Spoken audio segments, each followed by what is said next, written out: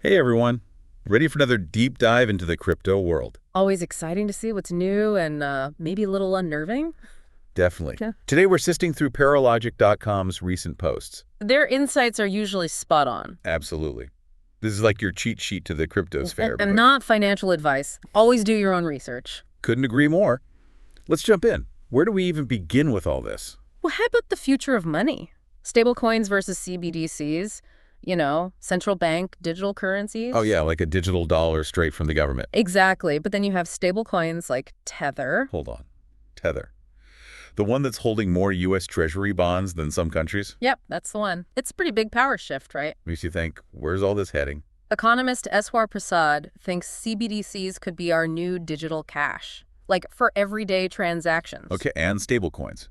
He sees them finding their place in decentralized finance. So one centralized, one decentralized. Fascinating. It really is. Now, for a dose of reality, crypto scams. Oh, right. Like that one in Colorado, with scammers pretending to be police. Demanding Bitcoin for fake fines. Someone lost $6,000. Ouch. That's a tough lesson about blockchain transactions. They're irreversible. Once it's gone, it's gone. Emphasizes why verifying identities is so crucial before you send any crypto. Couldn't agree more. Don't let anyone pressure you. Speaking of big moves, what about those institutional investors getting into crypto? It's a trend that's hard to ignore. The Michigan State Retirement System, they're expanding their crypto portfolio. Bitcoin and Ether ETFs. Exactly. And there's this UK pension fund. They're putting 3% of their assets into Bitcoin. 3%. That's a statement. It seems like they're seeing crypto's long-term potential. Definitely more than just a quick buck for them. It could be about hedging against inflation, diversifying their holdings. Right, right. And all this institutional money could bring more stability to the market. Maybe even push crypto further into the mainstream. Who knows? It's like a chain reaction. And speaking of things that are sparking excitement, the SUI network. Ah, yes, the SUI network, Yeah. with its native token, SUI, a layer 1 blockchain designed for speed and scalability. They're claiming a transaction speed of 125,000 transactions per second.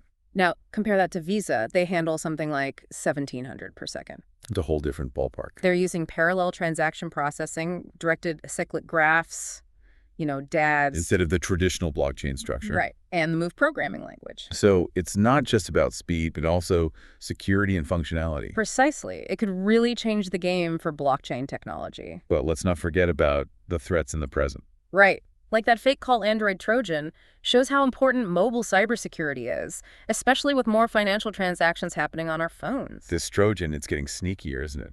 It's hiding its code, using tricky techniques. Like, did you hear about the Bluetooth receiver thing? Bluetooth receiver, that's new, right? It seems like they're preparing for future attacks, and it's exploiting the Android accessibility service to grab on-screen information. So it could be bypassing security and stealing passwords, banking details. Potentially.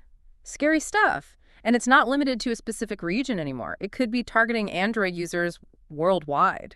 Makes you realize vigilance is key. It really is. Got to be careful about what you download and those permissions you give out. Definitely. Speaking of which, let's go back to that stablecoin versus CBDC thing. Seems like two sides of the same coin, in a way. In a way, yeah. Stablecoins, they're basically private digital currencies pegged to something stable, usually the US dollar. So they don't go up and down like crazy. Exactly. Makes them easier to use for everyday stuff. Imagine paying for your coffee with crypto. That'd be pretty cool. But haven't there been some issues with stablecoins? Transparency and all that. Oh yeah, definitely valid concerns. And that's where CBDCs come in. They're issued by central banks, so. More trust, more stability. You got it. Think of it like the difference between a small bank and a big national one.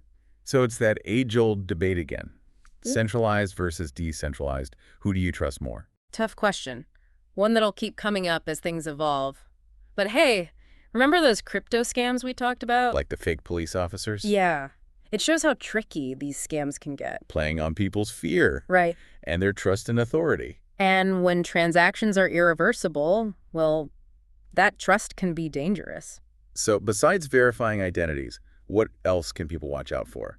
Any red flags? A few. If someone's pressuring you, promising guaranteed returns, that's a big one. And if they only want payment in crypto. Sounds too good to be true. Probably is, right? Exactly. Be skeptical. And learn about the different types of scams out there. Knowledge is power. Absolutely. Now let's talk about those big institutions putting money into crypto. Pension funds. That's got to be a big deal. It's a huge sign of how far crypto's come. These are organizations responsible for people's retirement savings. So they're not taking this lightly. Nope. They probably see potential for returns, a hedge against inflation, diversification. Makes sense. Mhm. And when they invest, it brings more legitimacy to the whole market. Right. It signals to other investors that crypto's going mainstream, might even encourage more adoption. Like a domino effect. And on the topic of exciting tech, what about that SUI network again? Speed and scalability, that's what we need for mass adoption, right? Definitely. The SUI network is tackling those limitations head on. Slow transaction speeds, high fees. They're aiming to solve it. I mean, 125,000 transactions per second, that's lightning fast. It would revolutionize things like gaming, decentralized finance.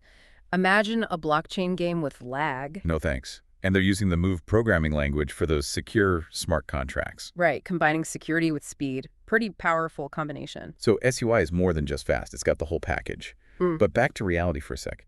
That fake call Trojan is scary stuff. It really is. Shows how important mobile cybersecurity is becoming, especially with all our financial activity on our phones. But this Trojan is like a chameleon, always changing, getting harder to spot. They're using the Android accessibility service, capturing on-screen info. It could be anything. That's just creepy. We got to be careful about those app permissions. It's like giving a stranger your phone's PIN code, right? Not the smartest move. Exactly. Before we wrap up, let's touch on some other interesting headlines Paralogic.com had. Oh, yeah. Like 21 shares joining that XRP ETF race. Could be huge for XRP if it gets approved. Open it up to a lot more investors. And Coinbase calling out the FDIC, saying they're pressuring banks to stay away from crypto. Definitely adds fuel to the fire, doesn't it? The whole traditional finance versus crypto thing. But good on Coinbase for speaking out. Transparency is so important. Absolutely. Oh, and did you see Eastern Europe is becoming a crypto hub? Really? That's interesting. Proof that innovation can come from anywhere. Exactly. It's not just the usual players anymore. And Tether's raking in record profits, proving stablecoins are still a big deal. For now, at least. Wonder what happens when those CBDCs really take off. Competition or collaboration. Who knows? It's what makes this space so exciting. But we've got to wrap up soon. Any final thoughts? Just stay curious, stay informed. Don't be afraid to ask questions. The crypto world's complex, but full of potential. Well said. This deep dive was just a taste. There's so much more to explore out there. Dive in and see where it takes you. It's a wild ride. Until next time, everyone, stay informed, stay curious, and stay safe in the cryptosphere.